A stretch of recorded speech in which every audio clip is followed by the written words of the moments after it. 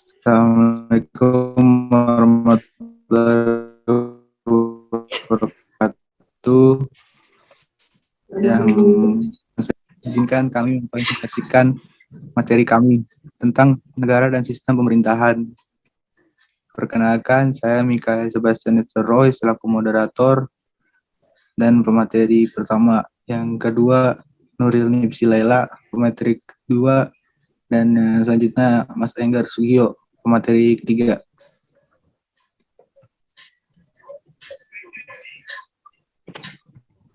Nah, yang pertama itu pengertian negara.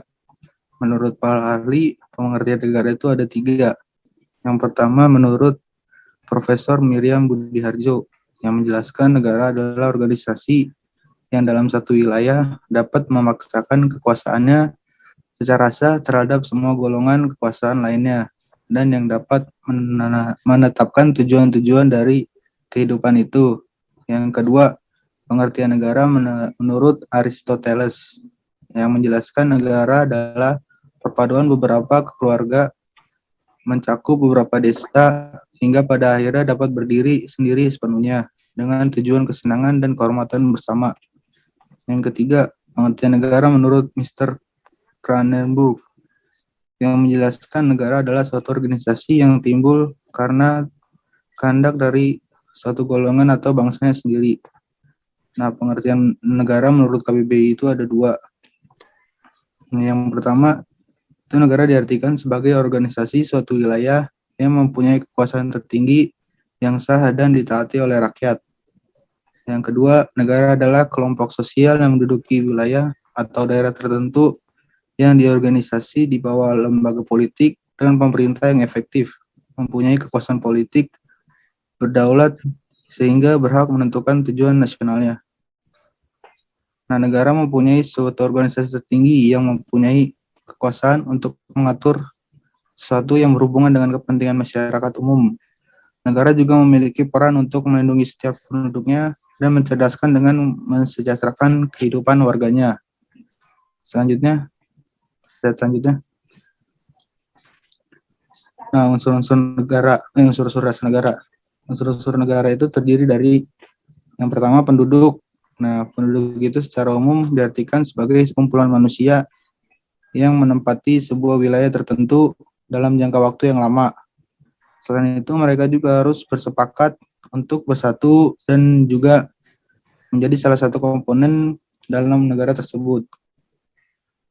Nah, selanjutnya itu wilayah. Wilayah atau daerah yang menjadi tempat berkuasanya tempat negara tersebut. Tanpa sebuah wilayah, negara tidak dapat dikatakan sebagai sebuah negara yang sah, karena wilayah adalah salah satu bagian penting dalam negara. Secara umum, wilayah diartikan sebagai sebuah daerah yang dikuasai atau telah menjadi teritorial dalam suatu kedaulatan. Yang ketiga, pemerintah. Sebuah pemerintahan juga salah satu bagian penting dalam negara, karena pemerintahlah yang memegang seluruh kekuasaan atas segala penduduk dan wilayah negara tersebut. Selain itu, pemerintah juga menjadi penggerak jalannya roda suatu negara. Yang keempat, kedaulatan. Kedaulatan merupakan sebuah kekuasaan tertinggi dalam sebuah negara, dan kedaulatan inilah yang mengatur jalannya negara.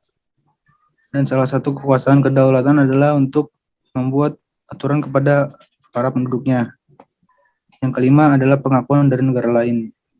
Pengakuan dari negara lain memunculkan terjadinya hubungan antar negara yang mengakui dan diakui dalam hubungan dagang, ekonomi, dan diplomatik.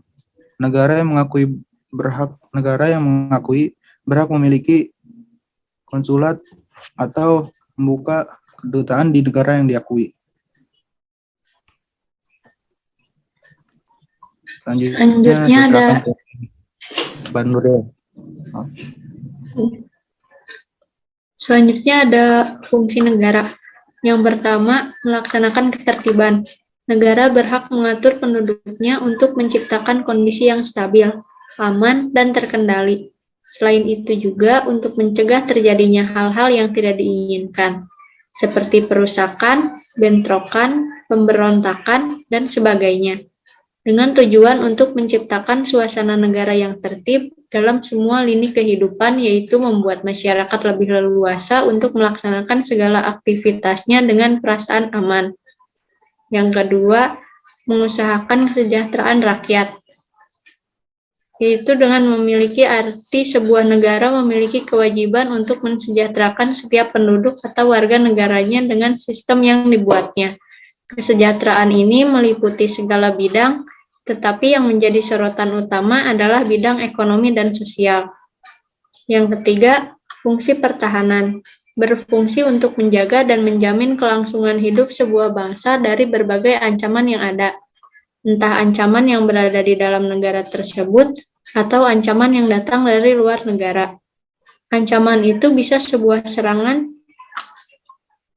invasi yang berasal dari luar negeri, maupun dari oknum-oknum yang memecah belah negara. Hal-hal tersebut bisa saja ditimbulkan oleh warga negara itu sendiri.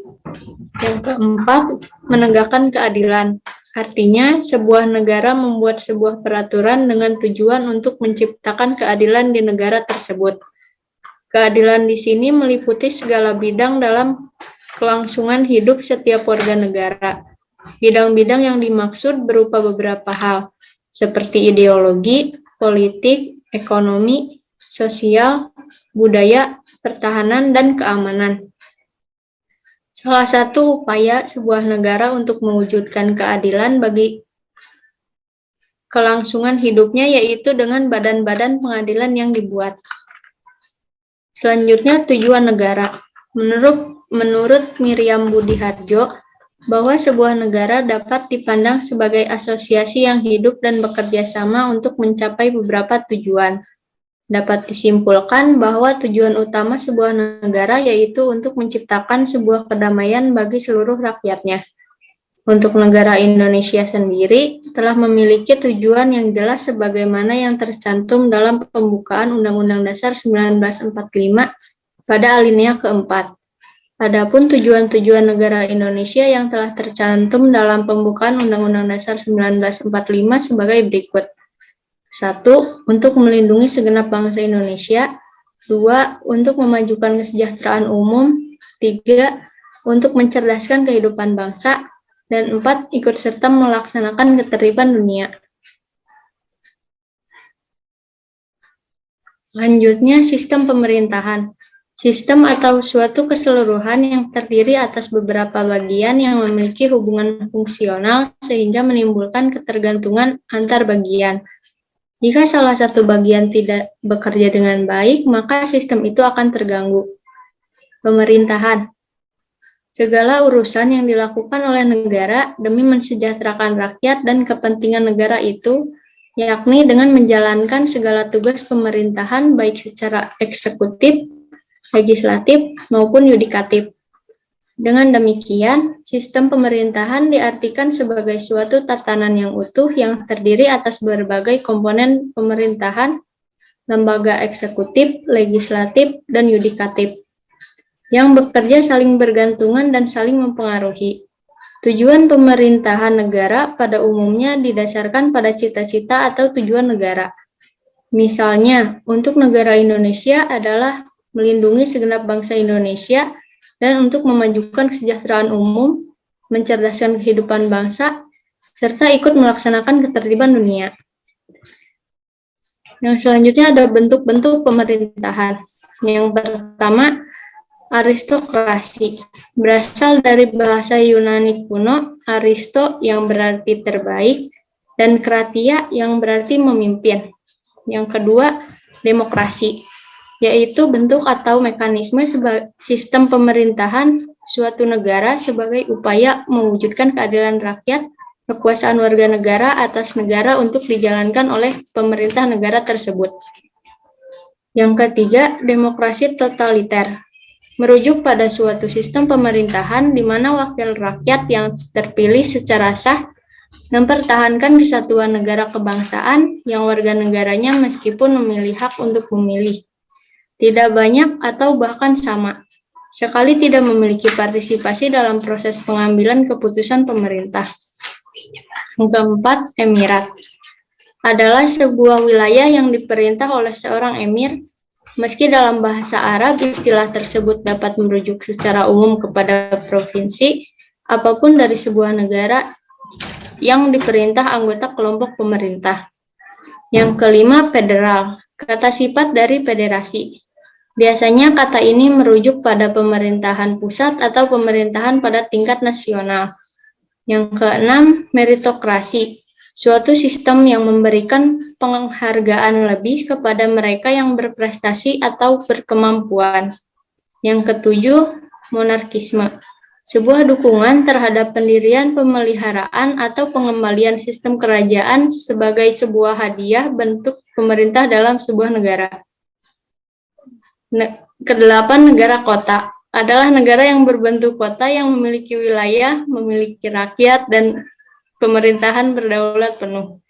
Yang kesembilan, oligarki. Adalah bentuk pemerintahan yang kekuasaan politiknya secara efektif dipegang oleh kelompok elit kecil dari masyarakat, baik dibedakan menurut kekayaan keluarga atau militer. Yang kesepuluh, plutokrasi. Merupakan suatu sistem pemerintahan yang mendasarkan suatu kekuasaan atas dasar kekayaan yang mereka miliki. Selanjutnya akan dilanjutkan oleh Mas Enggar. Baik, sekarang saya akan membacakan tentang sistem presidensial. Sistem presidensial atau bisa disebut juga sistem kongresional merupakan sistem penyelenggaraan pemerintah negara republik di mana kekuasaan eksekutif dipilih melalui pemilu dan terpisah dengan kekuasaan legislatif. Sistem ini menekankan pentingnya kekuasaan untuk pentingnya pemilihan secara langsung sehingga presiden yang terpilih mendapatkan mandatnya langsung dari rakyat. Dalam sistem ini, kekuasaan eksekutif berada di tangan presiden. Ciri-ciri dari sistem presidensial itu yang pertama adalah terdapat pemisahan kekuasaan antara eksekutif dan legislatif. Tapi tidak ada pemisahan antar jabatan kepala negara dan kepala pemerintahan. Yang kedua, kekuasaan legislatif berada di parlemen. Eksekutif dan legislatif memiliki kekuasaan terpisah yang seimbang. Yang ketiga, kekuasaan eksekutif presiden diangkat berdasarkan demokrasi rakyat dan dipilih langsung oleh rakyat dan berbadan perwakilan rakyat. Yang keempat, presiden memiliki hak prerogatif, yaitu hak istimewa untuk mengangkat dan memberhentikan menteri-menteri yang memimpin departemen dan non-departemen. Yang kelima, terdapat mekanisme check and balance, atau sering disebut checking power with power, eksekutif dan legislatif. Yang keenam, ada anggota legislatif dipilih langsung lewat pemilu. Yang ketujuh, pimpinan eksekutif, presiden dan wakil presiden dipilih langsung lewat pemilu. Yang kedelapan, eksekutif bisa memveto kebijakan legislatif atau menolak untuk melaksanakan perundangan. Tapi legislatif memiliki hak untuk mengimpeach eksekutif. Yang kesembilan, presiden memiliki hak untuk mengangkat pejabat negara, tapi presiden memerlukan persetujuan dari legislatif. Dan yang terakhir, legislatif tidak bisa memberhentikan presiden, tapi sebaliknya, presiden tidak bisa membubarkan badan legislatif. Kelebihan dari sistem presidensial itu adalah kedudukan badan eksekutif lebih stabil karena tidak bergantung pada parlemen. Yang kedua, penyusunan program kerja kabinet mudah disesuaikan karena jabatan badan eksekutif disandang dalam waktu yang jelas. Yang ketiga, badan legislatif bukan tempat kaderasi untuk jabatan-jabatan eksekutif. Yang kekurangan dari sistem presidensial.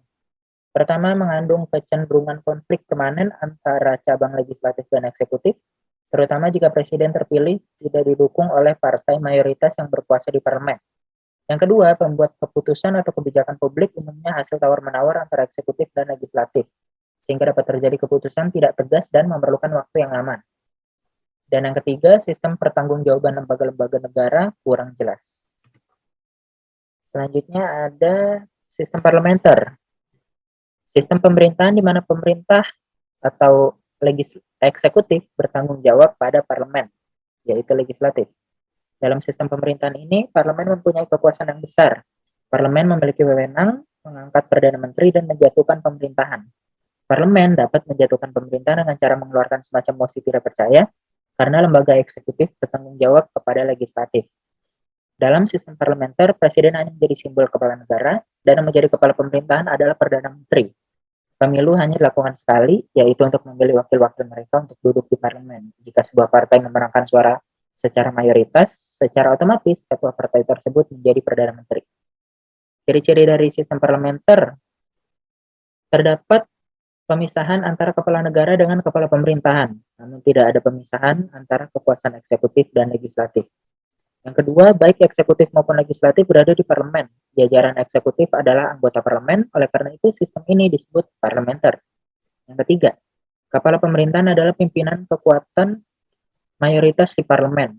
Kepala negara hanya memiliki kekuasaan simbolik di luar eksekutif dan legislatif. Yang keempat, sebutan kepala pemerintahan adalah Perdana Menteri atau Prime Minister. Sebutan kepala negara adalah Presiden, Raja, Ratu, atau Gubernur Jenderal. Yang kelima, terdapat tumpang tindih personel antara eksekutif dan legislatif. Yang keenam, anggota legislatif dipilih langsung lewat pemilihan umum. 7, partai dengan kursi mayoritas di parlemen membentuk pemerintahan, pimpinan partai menjadi Perdana Menteri. Yang kedelapan, anggota parlemen dari partai mayoritas menjadi menteri-menteri. 9, terdapat mekanisme pemerintah oposisi dalam legislatif. 10, partai dalam kekuatan kedua di parlemen membentuk oposisi. 11, kebijakan pemerintah diperdebatkan di parlemen dengan pihak oposisi sesuai dengan lingkup masing-masing. Dan yang ke-12, legislatif dapat membubarkan pemerintah dengan mosi tidak percaya dan mendesakkan pemilu untuk memilih anggota parlemen yang baru. Kelebihan dari sistem ini adalah adanya pengawasan yang kuat dari parlemen terhadap kabinet, sehingga kabinet menjadi berhati-hati dalam menjalankan pemerintahan. Yang kedua, kebijakan dapat dibuat secara lebih cepat karena mudah terjadi penyesuaian pendapat antara eksekutif dan legislatif. Yang ketiga, garis tanggung jawab dalam pembuatan dan pelaksanaan kebijakan publik relatif lebih jelas. Kekurangan dari sistem parlementer adalah yang pertama, sifatnya yang tidak stabil, karena setiap saat pemerintah dapat menerima mosi tidak percaya dari parlemen. Yang kedua, kelangsungan kedudukan badan eksekutif tidak bisa ditentukan berakhir sesuai dengan masa jabatannya karena sewaktu-waktu kabinet dapat bubar. Dan yang ketiga, parlemen dapat dikendalikan oleh kabinet jika para anggota kabinet adalah anggota parlemen berasal dari partai mayoritas. Akibat pengaruh mereka yang besar di parlemen dan partai anggota kabinet pun dapat menguasai parlemen.